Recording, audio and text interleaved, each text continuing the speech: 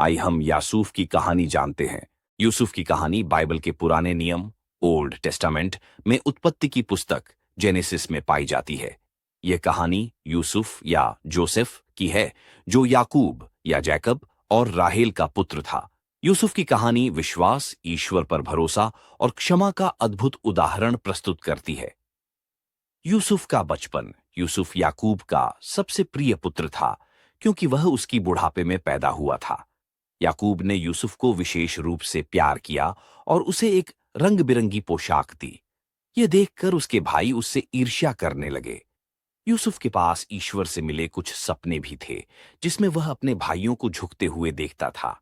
यह सुनकर उसके भाई और भी अधिक क्रोधित हो गए। 2 भाइयों की ईर्ष्या।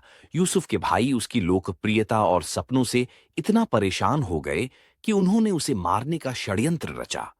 उन्होंने यूसुफ को एक कुएं में फेंक दिया और बाद में उसे मिस्र के व्यापारियों को बेच दिया। अपने पिता याकूब को उन्होंने यूसुफ की रंगीन पोशाक खून में डुबोकर दिखाया और कहा कि यूसुफ को किसी जंगली जानवर ने मार डाला है। याकूब बहुत दुखी हुआ। 3 मिस्र में यूसुफ यूसुफ को मिस्र में एक प्रमुख अधिकारी पोतीफर के घर गुलाम के रूप में बेचा गया। यूसुफ ने पूरी निष्ठा और ईमानदारी से काम किया और पोतीफर ने उसे अपने घर का प्रधान बना दिया।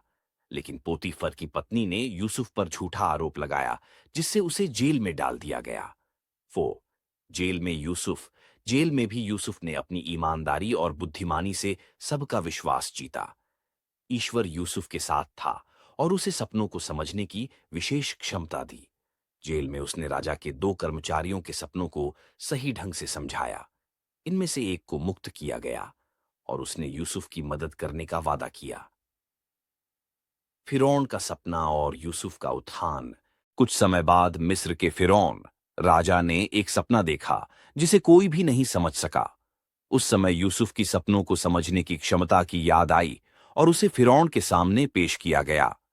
यूसुफ ने फिरौन के सपने का अर्थ बताया कि मिस्र में पहले 7 साल तक भरपूर फसल होगी और फिर 7 साल तक अकाल पड़ेगा।